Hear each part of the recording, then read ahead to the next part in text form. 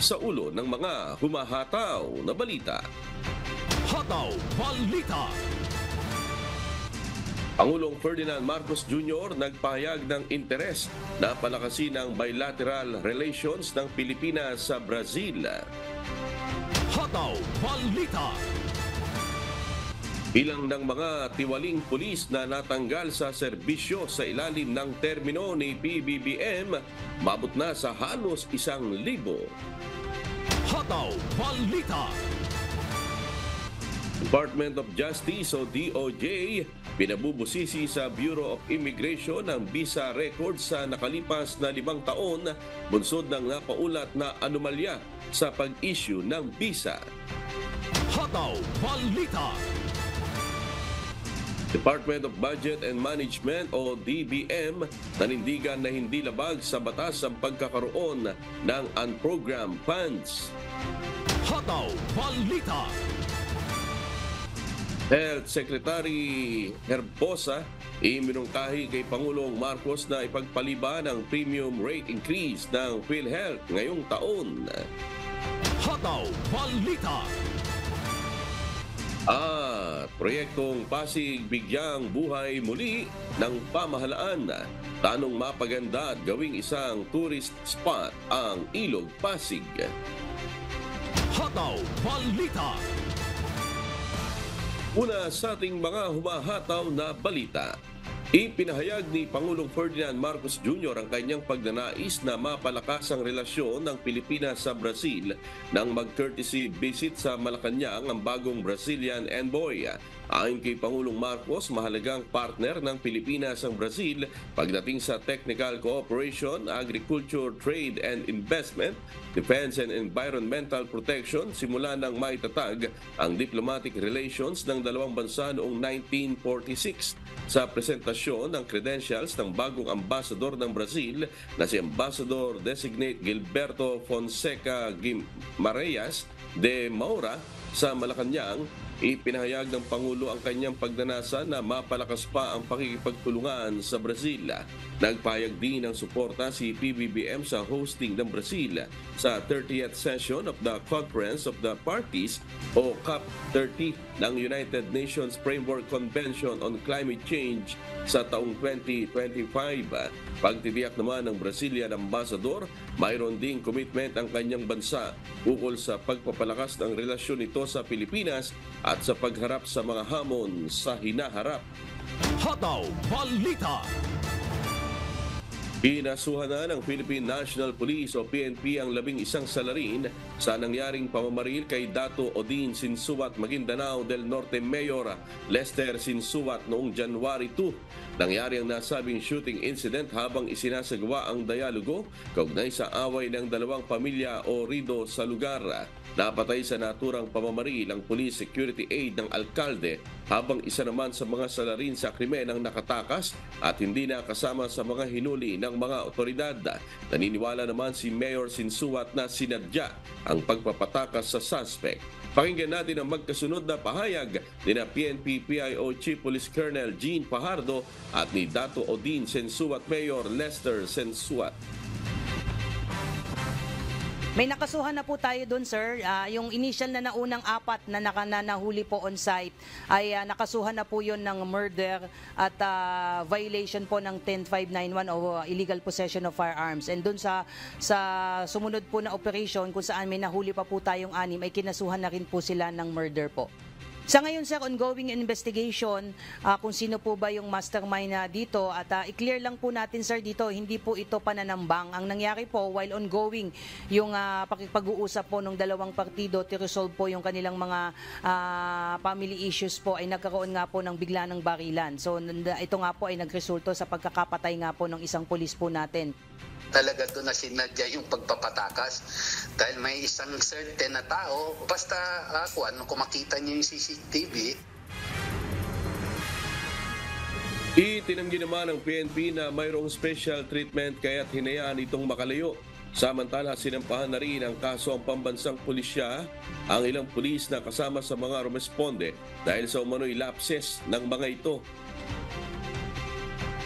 So hindi po ito binigyan ng special treatment, but ang nakikita natin, was there any lapses on the part ng mga PNP personnel na rumespondi doon sa area that led to the escape nga po nitong isang sinasabing personalities po. So nakita po kasi siya mismo doon sa mga CCTV na nakuha ng CIDG na dapat nakasama siya doon sa investigation at doon sa mga taong naaresto. How come he was able to elude at nakaalis po doon sa lugar? Hataw Balita. Nasa halos 1,000 tiwaling pulis na ang natanggal sa serbisyo sa ilalim ng termino ni Pangulong Ferdinand Marcos Jr. Mula July 1, 2022 hanggang January 10, 2024, nasa 3,998 ng kaso ng mga pulis ang naresolban ng PNP. 991 dyan ang inalis na sa serbisyo. Sa naturang bilang, 108 ang sangkot sa illegal na droga, kung saan 65 sa mga ito ang nagpositibo sa paggamit ng illegal drugs, habang 43 ay sangkot sa ibang illegal drugs activities. Ayon kay PNP Public Information Office Chief Police Colonel Jean Pajardo, maliit na porsyento lamang ng buong pwersa ng PNP ang sangkot sa illegal na droga. Nasa 0.04% lamang ito ng halos 232,000 na buong pwersa ng pambansang pulisya. Mayroon pang nasa mahigit sa 1,000 kaso ng mga pulis ang nire-resolba sa kasalukuyan. Binalaan ng PNP ang mga tiwaling pulis na wala na silang puwang sa organisasyon at hindi sila mangingiming alisin ang mga ito sa serbisyo. Hataw Balita. Nilinaw ni Commission on Elections o COMELEC Chairman George Erwin Garcia na wala po silang jurisdiksyon sa anumang reklamo o issue kaugnay ng panukalang People's Initiative. Ito'y kahit na may natanggap na silang signature pages o forms na may lamang pirma kaugnay ng panukala.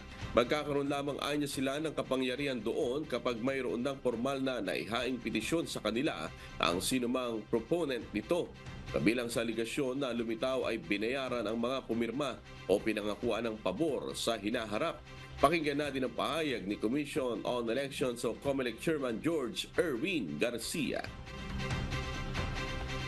Alamin po natin kapag may ganun po ng mga counter-allegation kapag po na-file na sa amin ang petisyon.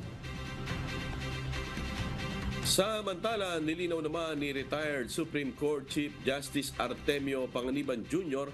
na pagdating sa issue ng People's Initiative, dapat ang panukala ay manggaling direkta sa mga tao at hindi sa mga opisyal ng pamahalaan o sa pamahalaan mismo.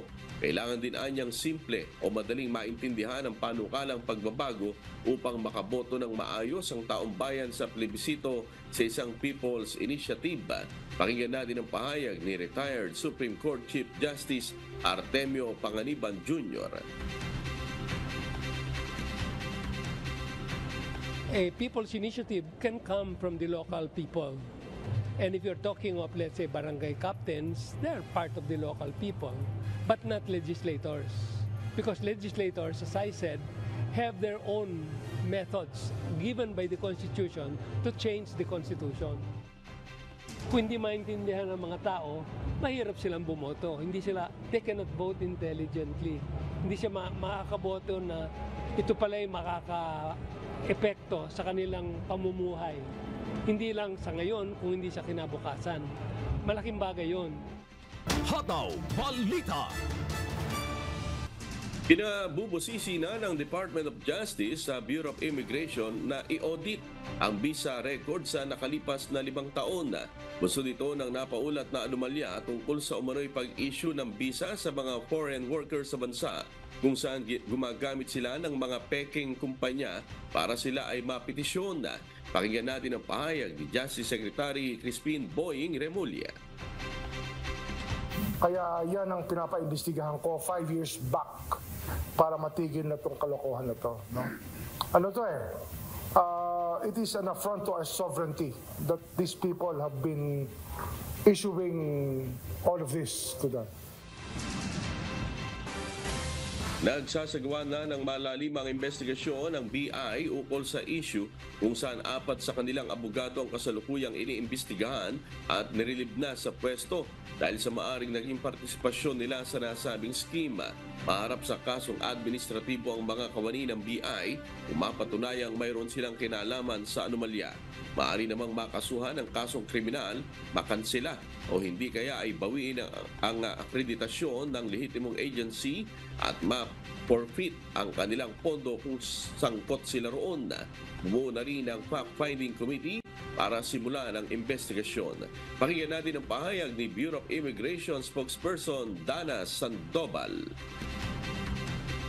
Ayoko lang pangunahan yung investigation, but there are a lot of accredited agencies po na nakikitang maaaring may involvement dito sa mga ito. Ito po mga accredited agencies ay mga authorized personnel po na maaaring mag-transact with the Bureau of Immigration in behalf of a foreign national.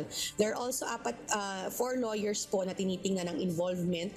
Ito pong mga abogadong ito ay empleyado din po ng Bureau of Immigration. So ito pong mga individual na ito ay iniimbestigahan sa ngayon at siguro po in the next few weeks makakapaglabas po tayo ng further updates tungkol po dun sa investigation na ito. Yes, it's a priority measure of the office po. So immediately po, gusto natin matapos po itong auditing na ito para makapag-issue na po tayo ng necessary actions against those involved and those foreign nationals that have been using fake companies as their petitioners. Hataw Balita. Nanindigan ng Department of Budget and Management o DBM na hindi labag sa batas ang mahigit sa 400 bilyong pisong inilaan ng gobyerno para sa unprogrammed funds. Ayon kay Budget Secretary Amena Pangandaman, hindi unconstitutional ang unprogrammed funds dahil hindi naman ito bahagi ng General Appropriations Act o National Budget. Ang budget anya para sa unprogrammed funds ay standby na pondo na gagamitin lamang sakaling pagkaroon ng mga hindi inaasang gastos para sa essential programs at iba pang proyekto. Pakinggan natin ang pahayag ni Budget Secretary Amena Pangandaman. Our definition, hindi po siya unconstitutional. Why? Kasi nga po, hindi po siya kasama dun sa talagang budget na may mangyayari lang po siya pag may mga certain triggers na mangyari. Oo. Pero yan po yung understanding namin. Yung unprogrammed appropriations po, kaya po siya unprogrammed, hindi po namin na-estimate, na-project with the DOF, the DBCC, kung saan kukunin pa yung budget para doon. So we consider it as a standby appropriation. Meaning, may triggers po siya bago ma-release yung projects or projects under that item. Dagdag pa ng DBM official ang mga unprogrammed items sa 2024 budget ay hindi otomatikong may budget allocation. May re-release lamang ang pondo kung masusunod ang ilang kondisyon gaya na lamang kung may extra o sobrang kita ang gobyerno sa pamamagitan ng Bureau of Treasury. Handa naman anyang pamahalaan na sagutin ang mga katanungan hinggil sa unprogrammed funds na nakapaloob sa 5.768 trillion peso national budget ngayong taon. Kailangan po, meron kang extra revenue, kailangan po, pag foreign assisted projects po siya, automatic po siya, and then meron po tayong certification from the Bureau of Treasury.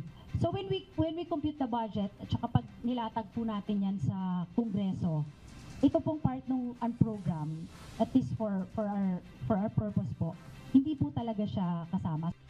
Hataw Balita. Magpapatupad na ang Pag-ibig Fund ng karagdagang kontribusyon sa kanilang mga miyembro simula sa susunod na buwan ng Pebrero. Batay sa anunsyo ng Home Development Mutual Fund, ang kasalukuyang contribution rate na tig 100 pesos na binabayaran ng employer at ng mga manggagawa ay magiging tig 200 pesos na o katumbas ng 400 pesos ang buwanang kontribusyon sa Pag-ibig Fund. Pagtitiyak naman ng ahensya ang nasabing hakbang Pilipinan ay magbibigay naman ng malaking pakinabang sa mga miyembro nito. Inaasahan na sa ipatutupad na taas sa kontribusyon, tataas ang maaaring ilo ng kanilang mga miyembro at mas lalaki rin ang halaga ng may ipon ng mga ito na makukuha naman sa oras na magretiro na sa trabaho. Hataw Balita. Iminungkahi ni Department of Health Secretary Ted Herbosa kay Pangulong Ferdinand Marcos Jr. na ipagpaliban muna ang nakaambang premium rate increase ng Philippine Health Insurance Corporation o PhilHealth ngayong 2024. Nagpadala ng sulat ang kalihim kay Pangulong Marcos kamakalawa upang formal itong hilingin sa kanya. Katwiran ni Secretary Herbosa, hindi napapanahon ang dagdag bayarin sa ngayon sa gitna ng tumataas na presyo ng bilihin at naniniwala rin ito na hindi naman makakaapekto ng malaki sa operasyon o financial standing ng ahensya kung sakaling ipatutupad ang suspension ng taas kontribusyon. Pakinggan natin ang pahayag ni Department of Health Secretary Ted Herbosa. Yeah, I said pag-iisipan yung pag-increase, pag-implement ng increase kasi na-implement na starting January 1. Ay, 5 na yan. 5 na agad. Kasi 5 na for 2024, tama ba? Yes, sir. 5 na. Kasi may schedule yun may chart schedule of the increases per year. Increases per year yun My position is I think PhilHealth has enough money to actually continue to give benefits and it will not be hurt by delaying the increase in premium. I need to see actual good actuarials on this one. So you need to have science-based to do the policy, hindi yung whim na itataas mo lang. So if we stopped at 2 or 3% increase, we stop at where it was suspended. That to me is the logical way to lift the suspension. We don't jump to a very high kasi kawawa yung mga tao. Samantala ay naman kay PhilHealth President and CEO Emmanuel Ledesma, sumusunod lamang sila sa nakasaad sa Universal Healthcare Law kung saan dapat maabot ang 5% rate increase ngayong 2024. Ngunit sinabi nito na handa silang sumunod kung ano ang ipag-uutos ng Pangulo. Sinabi naman ni Presidential Communications Office Secretary Cheloy Garapil sa isang mensahe na ang naturang request ng kagawaran ay pinag-aaralan na umano ni PBBM. Hataw Balita.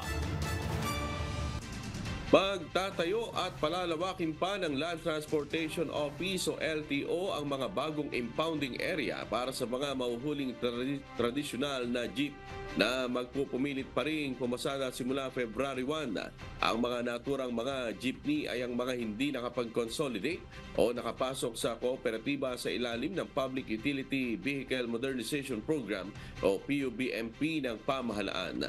Nauna nang sinabi ng piston na patuloy na mamamasada ang kanilang mga miyembro kahit hindi nakapag-consolidate pagsapit ng Pebrero. Ngunit ayon sa LTO, mapipilitan silang hulihin ng mga ito at papatawan ng kaukulang multa na pwede ring mauwi sa pagkaka-impound ng jeep. Pakinggan natin ang pahayag. Kung wala na siyang prangkisa, kolorum na siya. Huli naman siya, kolorum. Merong criminal liability yan. We have filed criminal cases against kolorum operators. No? At ang multa, 3 million po yan. Merong batas yan. No? So, impounded po yan. No? So, kung sila ipapasada na hindi naman sila nakirehistro, ayon sa batas, hindi pwede gawin yan. So, pipilitan ho namin i-impound yan. It's an impoundable offense, no? Ang tinig ni Asik Vigor Mendoza, chief ng LTO. Ayon pa sa LTO, mayroong mga bagong impounding areas na bubuksan sa Carmona, Cavite, gayon din sa MOA sa Pasay, Lipa City sa Batangas, maging sa San Pablo at San Pedro, Laguna. Habang magkakaroon naman ng expansion sa mga impounding areas ng LTO sa Bulacan, Pampanga, Tarlac at Nueva Ecija. Dinalakihan na po namin yung mga impounding areas po natin para sa ganon, kung talagang pagdidiinan nila, tatakbo pa rin sila, they're violating the law already. So, we would implement the law as worded. Kung hindi, kami naman ang mababalikan, bakit sila hindi hinuhuli habang yung iba na hinuhuli naman namin. Hataw Balita. Sa iba pang balita, pinangunahan ni Pangulong Ferdinand Marcos Jr. at First Lady Lisa Marcos kahapon, January 17, ang formal na paglulunsad ng Pasig Bigyang Buhay Muli Project na naglalayong pagandahin at gawing tourist spot ang Pasig River. Isa itong malawakang rehabilitation project na pinangungunahan ng Interagency Council for the Pasig River Urban Development o IAC PRUD. Sa kabuuan ng proyekto, babaguhin ang anyo ng 25-kilometer Pasig River mula Manila Bay hanggang sa Laguna de Bay bilang isang commercial areas at isang pampublikong parke. Maglalagay doon ng jogging paths at bike lanes mula sa Maynila hanggang sa probinsya ng Rizal. Ayon kay Department of Human Settlements and Urban Development Secretary Jose Rizalino, may 2 housing projects naman na inihahanda ang pamahalaan para sa mga tatamaan ng proyekto na informal settlers. Pakinggan natin ang pahayag ni Department of Human Settlements and Urban Development Secretary Jose Rizalino Acuzar. Meron po tayong ginagawa. Ito po hindi lang po beautification. Ito po ay pa-propor din. Kasi po itong mga site na ginagawa po na ngayon ng resettlement ay dyan po sa Baseco, dyan po sa may pier, sa Philippine Ports Authority. Meron pong 25 hectares dyan. Almost 60,000 units po ang tatayo natin pabahay dyan. Hataw Balita. Oras alas 5:31 na po ng umaga at sa pagpapatuloy ng Hataw Balita Pilipinas, umaapila na ng tulong mula sa gobyerno ang mga magsasaka ng sibuyas na napinsala ng harabas o army worms sa Nueva Ecija. Mabot na sa mahigit 200 hektarya ng sibuyasan doon ang sinalanta ng naturang peste.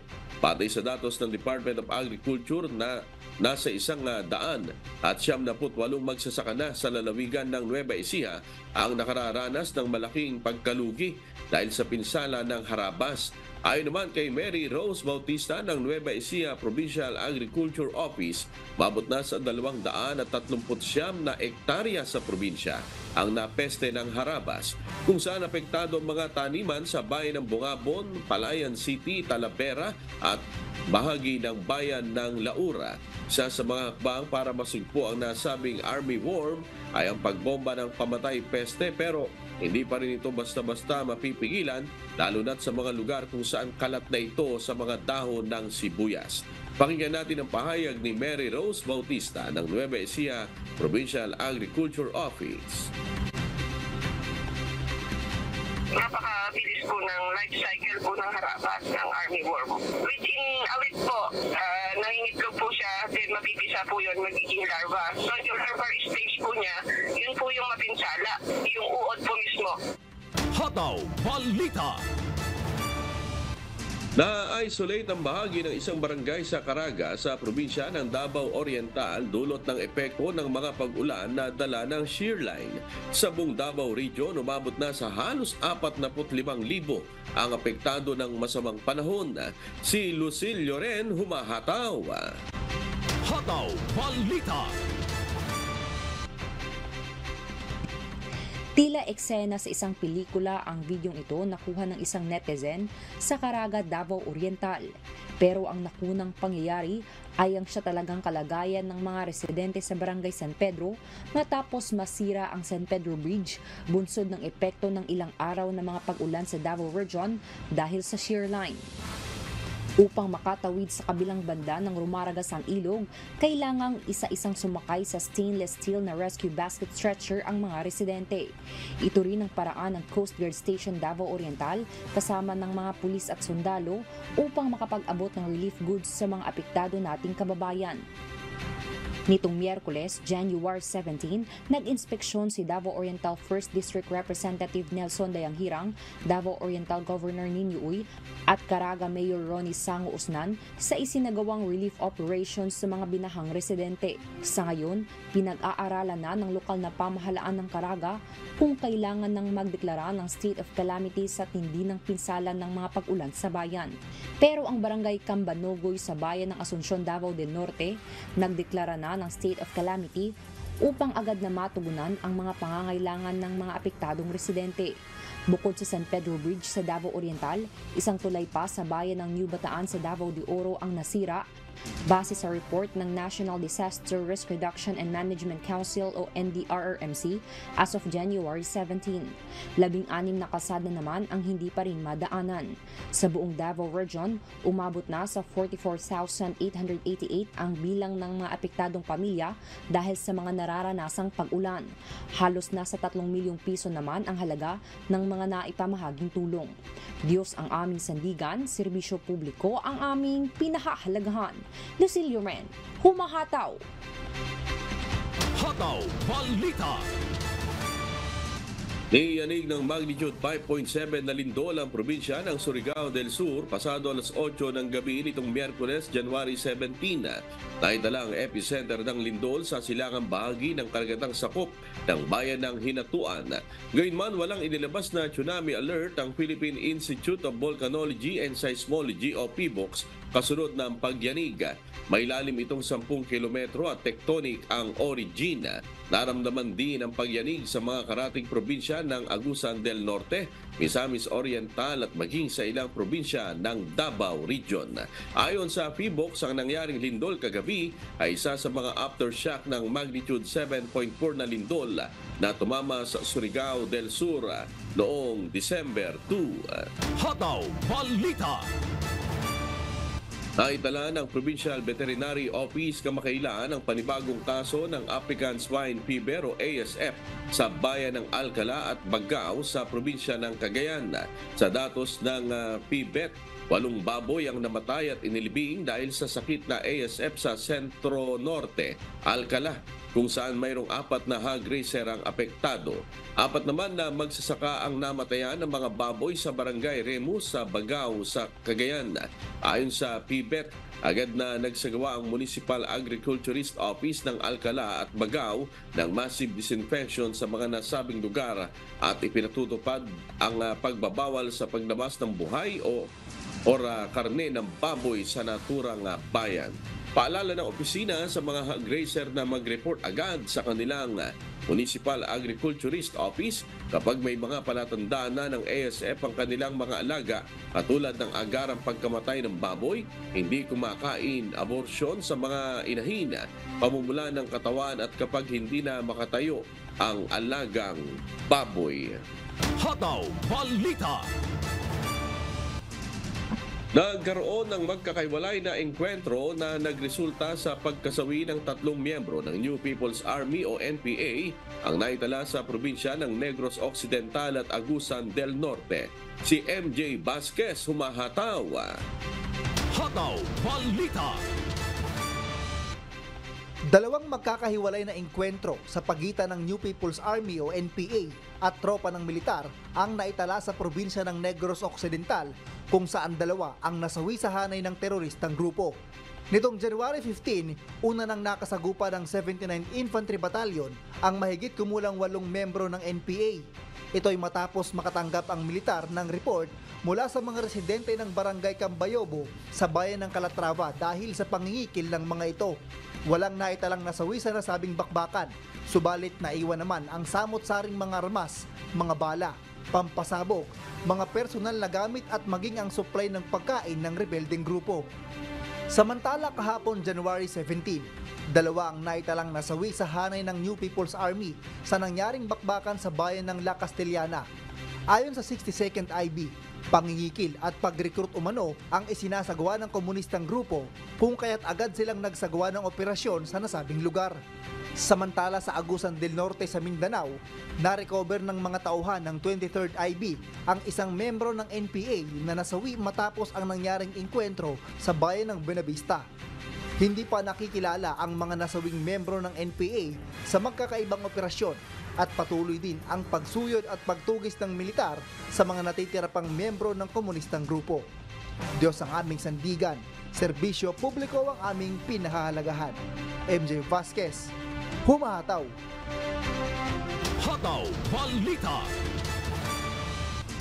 Isang general purpose bomb na may bigat na 1,000 pounds ang nahukay habang isinasagawa ang road widening sa Banao, Kamog sa bayan ng Sablan, Benguet Ibinigay na ng pulisya ang naturang bomba sa Regional Explosive Ordnance Disposal and Canine Unit Cordillera Administrative Region para sa pag-iingat at may iwas ang publiko sa panganib na maaring maidulot nito. Inaasahang dadalhin ang naturang bomba sa bomb disposal sa Tarlac. Paalala ng mga eksperto sa komunidad na ang mga naturang klase ng pampasabog ay delikado at nakasisira sa anumang tatamaan nito. Iwasan din ang anumang aktibidad na posibleng maka-trigger para sumabog ang nasabing bomba. Hataw Balita. Ipatutupad na ang 10 araw na gun ban sa Iloilo City simula bukas araw ng Biyernes, January 19 hanggang January 29. Ibig sabihin bawal nang magdala o humawak ng baril ang sinuman sa labas ng kanilang bahay. Hindi naman sakop nito ang mga tauhan ng law enforcement agencies na gaganap ng kanilang tungkulin sa pagpapanatili ng kaligtasan sa lungsod. Anumang uri ng patalim ang pagsusuot ng matulis na bagay at iba pang kontrabando ay ipinagbabawal din sa mga residente sa labas ng kanilang bahay, festival venues at iba pang mga kalapit na lugar. Ginawa ang naturang hakbang para matiyak na maging payapa at maayos ang pagdiriwang ng dinagyang festival sa lungsod kung saan libo-libong bisita ang inaasahang daragsa. Samantala, hindi naman inaprubahan ni Iloilo City Mayor Jerry Treñas ang pagpapatupad ng signal shutdown sa buong lungsod sa January 27 at 28 dahil maraming mga negosyo ang maapektuhan. Hataw Balita. Nagkaloob ng nasa 18 libreng kabayo ang lokal na pamahalaan ng bayan ng Liliw sa Laguna, katuwang ang municipal agriculturist sa mga piling residente nito upang magkaroon sila ng magagamit sa paghahanap buhay. Sa isinagawang aktibidad sa evacuation center ng barangay Ilayang Taykin, nasa 33 barangay sa bayan ng Liliw ang naging benepisyaryo ng mga alagang kabayo para sa kabuhayan. Masusing proseso ang isinagawa para mapili ang mga residente na karapat-dapat na mapabilang sa mapagkakalooban ng sariling kabayo. Nagpasalamat naman ang mga nakatanggap ng biyaya dahil malaking tulong ito sa kanilang pang-araw-araw na paggawa upang matustusan ang kanilang pangangailangan. Hataw Balita. Uumpisahan na ngayong taon ang rehabilitasyon ng Diet Airport sa Camarines Norte. Nakasama na kasi sa pinondahan ang pagsasaayos ng naturang paliparan sa 2024 national budget. Si Brian Baldarahe, humahataw. Hataw Balita. Nakatakda ng umpisahan ngayong taon ang rehabilitasyon ng Daet Airport sa Camarines Norte. Ito'y matapos makasama ang pondong gagamitin sa pagsasaayos ng paliparan sa National Budget o General Appropriations Act for 2024 na pinirmahan ni Pangulong Ferdinand Marcos Jr. noong December 20, 2023. Aabot sa 225 milyong piso ang inilaan na budget ng pamahalaan para sa pagsasaayos ng paliparan. Gagamitin ang pondo sa pagsasaayos o konstruksyon ng mga pasilidad sa loob ng paliparan, kabilang na ang pagdaragdag ng runway ng eroplano kung saan gagawin na itong 1.5 kilometers. Ayon sa gobernador ng lalawigan na si Governor Ricarte Dong Padilla, malaki ang maitutulong sa sistema ng transportasyon sa probinsya sa oras na maisaayos na ang naturang paliparan. Inaasahan din na malaki ang maitutulong ng muling pagbubukas ng paliparan sa pagpapalakas ng turismo at ekonomiya sa probinsya. Once na nandiyan na ang airport natin, may flight na tayo, it will change the dynamics of transportation, especially the economics or the economy of our province. Mag-iiba, and of course, mag-iiba ang landscape ng tourism. And syempre, mag-iiba ang ekonomiya natin sapagkat mas marami na ang maiengganyo na pumasok sa investment dito po sa ating lalawigan. Matatandaan na nagsara ang Daet Airport noong taong 2008 dahil sa kakaunti na ang mga pasaherong tumatangkilik dito. Sa ngayon, aprobado na rin ang Sangguniang Panlalawigan ng Camnorte ang Memorandum of Agreement sa pagitan ng Provincial Government at Department of Transportation o DOTR para sa agarang pag-uumpisa ng konstruksyon nito. Bagamat wala pang inilalabas na time frame ang DOTR at provincial government kung kailan target na matapos ang pagsasaayos ng paliparan, tiniyak nito na sa oras na makapag-issue na ng Letter Advice of Allotment Release ang Department of Budget and Management o DBM upang mailabas na ang pondo mula sa DOTR ay agad na pauumpisahan ng konstruksyon nito. Diyos ang aming sandigan, serbisyo publiko ang aming pinahahalagahan mula rito sa Camarines Norte. Brian Baldarahe, Humahataw.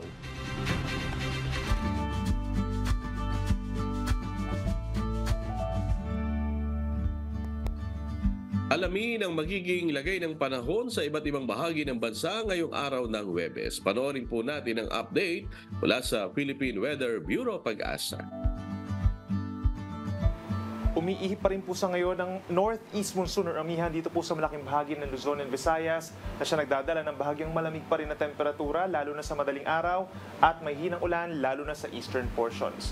Samantala dito naman sa Mindanao, asahan pa rin po ang mga pag-ulan dulot ng shear line o yung linya kung saan nagtatagpo ang malamig na amihan at mainit na hangin galing Pacific Ocean. So kitang-kita dito sa ating animation itong mga kulay orange at kulay pula na associated sa minsang malalakas na mga pag-ulan.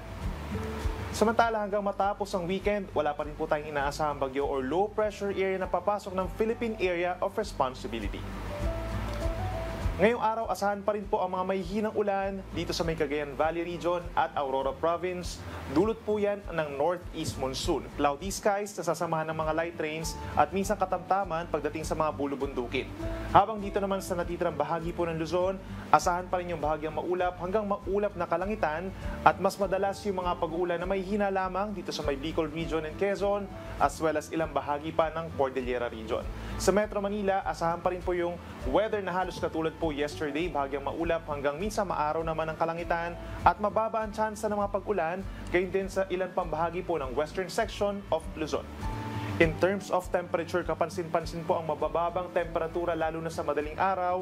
Kung dito sa Baguio City, hanggang 12 degrees Celsius po yung minimum temperature. Habang dito sa Metro Manila, as of 2 in the morning, nasa 21 degrees Celsius. Posible pa itong bumaba hanggang mamayang alas 7 ng umaga. Ilan lugar pa sa Chislawag, nasa 19 degrees Celsius. Gayon din ang Tagaytay, minimum temperatures po yan. Habang sa Tuguegarao, pinakamababa ang 20 degrees Celsius. Sa ating mga kababayan po dito sa may Palawan at malaking bahagi ng Visayas, affected din po sila ng northeast monsoon or amihan.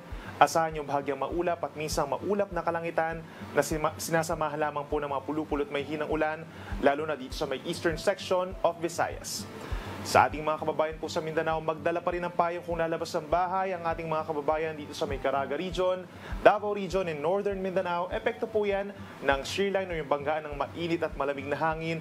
Mag-ingat pa rin po sa mga posibleng pagbaha at pagguho ng lupa at makipag-coordinate sa ating local disaster risk reduction and management offices. Habang dito naman po sa may Zamboanga Peninsula, Bangsamoro Region and Soxargen, bahagyang maulap at minsang maaraw naman sa umaga, sumisilip-silip. Habang pagsapit naman po ng hapon hanggang sa gabi, mas madalas ang maulap na kalangitan at mga pulupulong ulan dulot ng localized thunderstorms.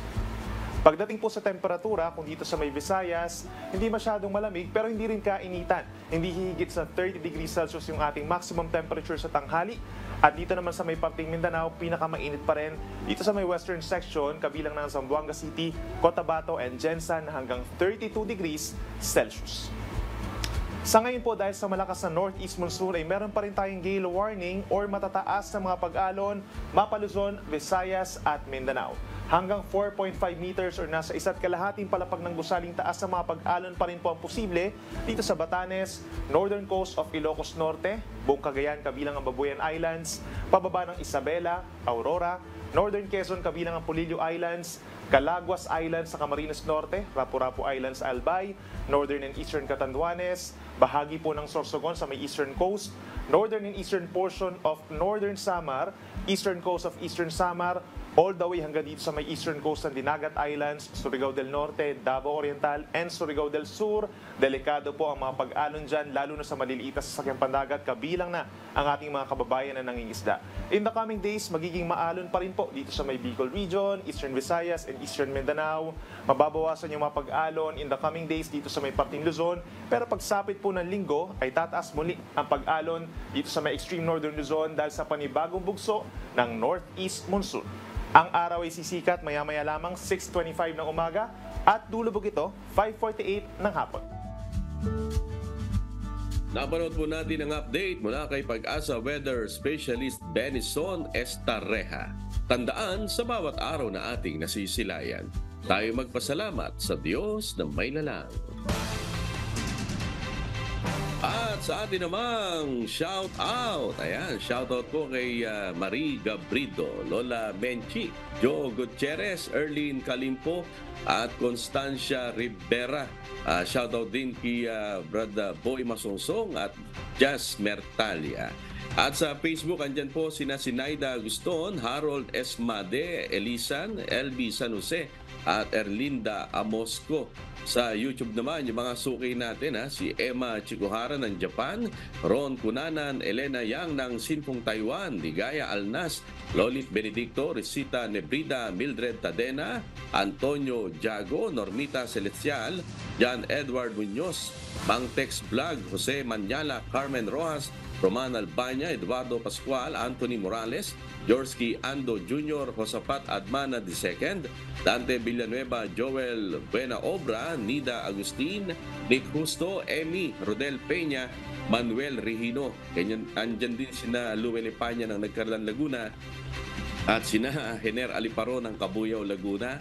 At isa rin sa mga suki natin si Kuyang Ed Amoroso ng Philippine Star. Ayan. At syempre po sa iba't ibang panig po ng mundo. Ayan, shoutout po sa inyo. Maging sa Kulubong at La Pastora family. Ayan, ganun din sa mga tagapakinig po ng Hataw Balita Pilipinas sa Radyo Libertad 1350 at UNTV 37. At day 14 na po tayo sa nagpapatuloy na mass indoctrination ng MCGI mamayang alas 7 po ng gabi, Philippine Standard Time sa official MCGI social media accounts. Kabilang po ang MCGI channel, ang official YouTube channel ng Members Church of God International. Patuloy rin po namin kayong inaanyayahan na makiisa sa Global Prayer for Humanity tuwing Lunes hanggang Biyernes alas 9:30 ng gabi. Ito po ay nakastream ng live sa lahat ng MCGI social media accounts. Ang Global Prayer for Humanity ay bukas po sa lahat, anuman ang inyong relihiyon o lahi. Mga kasangbahay, kung meron ho kayong balitang hindi ninyo napanood o kaya ay may nais po kayong muling panoorin sa Hataw Balita Pilipinas, bisitahin lamang po ang aming mga official social media account. I-like at i-follow ang UNTV News and Rescue Facebook account at i-click ang subscribe button sa UNTV News and Rescue YouTube channel.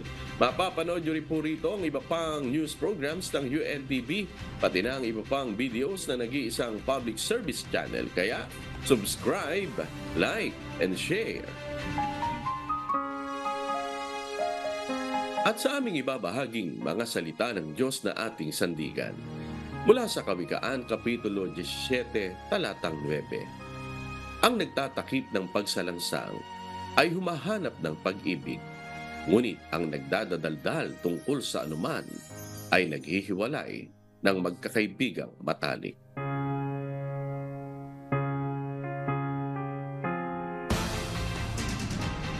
At yan po ang mga humahataw na balita ngayong umaga ng Huwebes, 18 sa buwan ng Enero 2024. Sa ngalan po ng lahat ng bumubuo ng UNTV News and Rescue at ng UNTV Radyo Libertad 1350, ng ating mga correspondent mula Luzon, Visayas at Mindanao. Ako po ang inyong amigo, Sherwin Kulubong, at dito sa UNTV at UNTV Radyo Libertad 1350. Diyos ang aming sandigan. Serbisyo publiko ang aming pinahahalagahan.